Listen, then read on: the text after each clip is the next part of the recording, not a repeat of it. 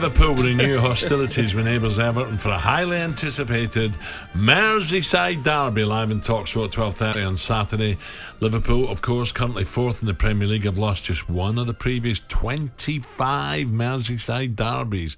But the Reds have just 1 point from the two games before the break, with Everton winning 2 of the last 3. Let's get more from this and from former Cruiserweight World Champion, huge Evertonian Blue Nose, Tony Bellew. Tony, good morning. Good morning, Tony. Oh, he finally pronounces it right. It's not Bellew. I was going to say, how's Alan Basil? That's my accent, Tony. Of course I knew it was Bellew. No, don't be blaming that, son. That's an easy cop-out.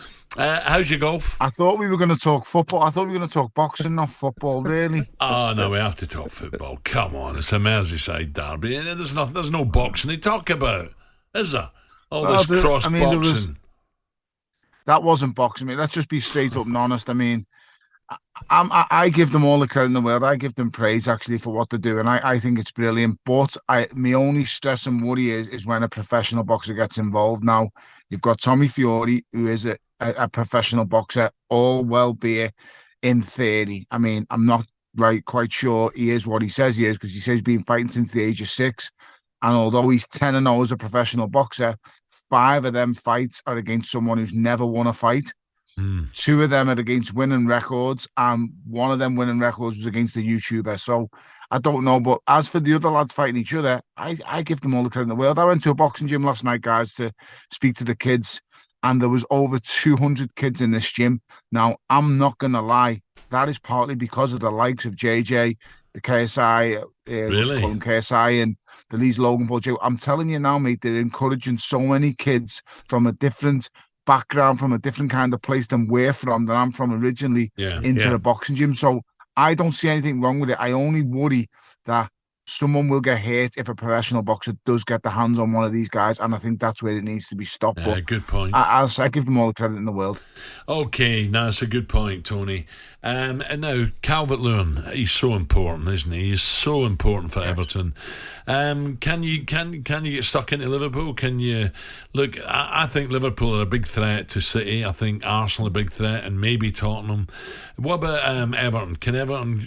It's going well now. Sean's got them going, but this is a big test.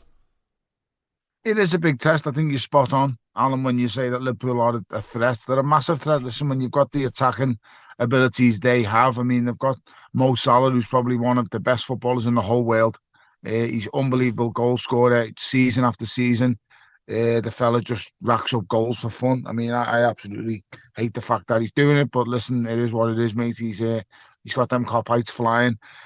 It all comes back to Jurgen Klopp and how much time he's been given and how much patience they've had with him and the quality that he's shown in the end of the day. We need some kind of stability at our club. We need to believe and stick with a manager right till the end. I mean, I'm sick of the revolving door going round and managers coming in and going out. I'm really had enough of it now. So we need to show faith in the one that we've got. And ultimately, instead of blaming managers, it's got to be totally honest, mate. The book needs to start stopping in the dressing room with the lads. And they all know that. I see them. And they know it. I mean, Gabby's a former player. Yourself, Alan, you'll know. Can't keep blaming managers, lads. No. We've had some of the best managers the game's seen. We've had the likes of Carlo Ancelotti. You've had, your likes of your Ronald Koeman, your Roberto Martinez, your David Moyes. I'm sick of blaming managers, mate. At some point or another, someone's got to go, right, sort these out. Tony, don't you look at the team now, though? You look at the midfield of Decore, Onana, Ghana. They're looking like they're gelling as well. And the front three of Harrison, McNeil and Calvert-Lewin. On their day, they can do a job, can't they, mate? More than a job. Without a shadow of a doubt, Gab. I think, the way when we're on our day, mate, we're flying. You seen what we've done at Brighton last season. We just went away recently, mate, and then turned another side. We're just away from home. Our stats are really good, but at home we're just struggling really bad. The thing with Everton is that first goal is massive. The first goal is absolutely huge. I mean, when you see what we've done to Brentford a couple of weeks back, and Brentford are a side in form, playing well, getting results, and the way we just took them apart, we played them off the park.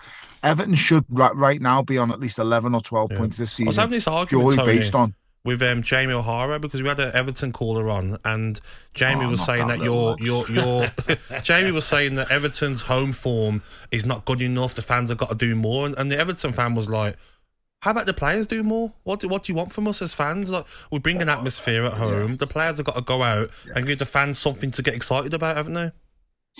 You know what, mate? There is something going on at Goodison Park, and let me tell you, it ain't the fans. What it is I think it's difficult to explain, because the lads just look like they're free when they're away from home. There's no pressure on them, and let me tell you, we take thousands away to every game. So it's not like there's a couple of hundred in the. We take thousands everywhere we go. So I was at Villa away in the league, and it was just an absolute sham. The goal went in, heads dropped, and we just didn't know where we was. And then you go to Villa in the cup, Gab, and we're taking them apart. I mean, don't get me wrong, people will say the two different sides, but it's still a game, and I don't know. I don't know what's going on. The home form needs to improve. It really does. Goodison Park used to be a fortress, mate. It's a hate with them, mate. Where teams didn't like coming there. No. It was horrible to come there. Where, no one liked it. And then now it's a bit of a playground. It's turned into these last 5 or 6 years. And we've got to start turning it back into a fortress. Because if we do turn Goodison Park back into a fortress, the away form is fine.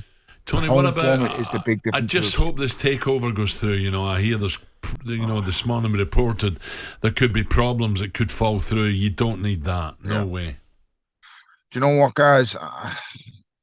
I'm very grateful to what Fahad Moshiri's put into the club. Whether it's Fahad Moshiri, whether it's Usmanov, I'm not really bothered. Who cares what's gone on? But I've had enough now. I really have. I mean, listen, for how many years under David Moyes, the chairman Bill Kenwright made that club what it is, got us into Europe, finishing above Liverpool, finishing fourth in the league, going around Europa League, being a great night in Germany against the likes of Wolfsburg.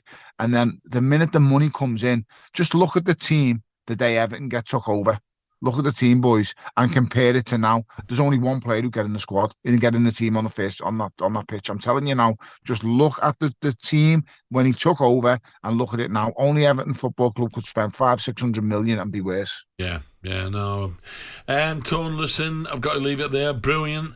And if you can, enjoy the game. Will you go to Anfield?